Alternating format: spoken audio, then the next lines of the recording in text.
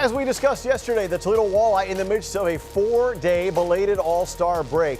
The break a well-deserved one, but is it good to have one for this long at this point in the season? The voice of hockey at Toledo, Matt Melzek, joined us in studio yesterday.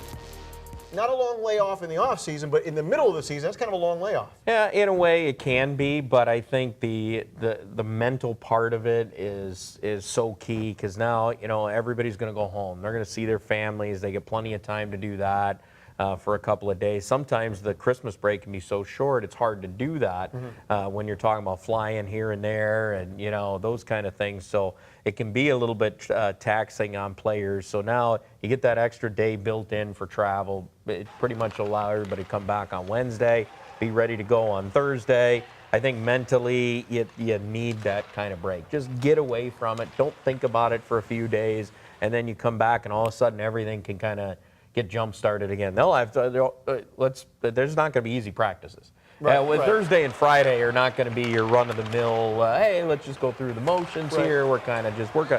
These are going to be some hard practices to get guys ready to roll for Indy, a team that is playing very good hockey right now on Saturday and Sunday. You mentioned Indy and back-to-back games. They are right behind Toledo in the standings. I mean, it's with Cincinnati, then Toledo, and then Indy. Is this, when we come back here from this break, is this going to be that proverbial push? Here we go. You mentioned the lineup where we want it. The lineup is where we want it.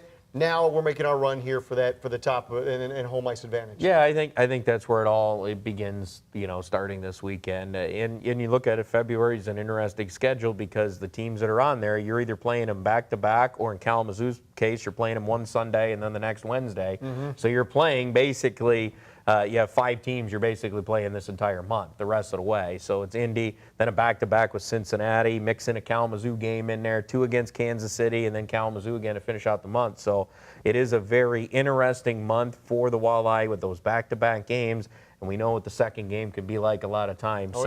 It's going to be a fun month, and it's going to kind of feel like a little bit of a playoff feel to it with the fact you have the back-to-back game.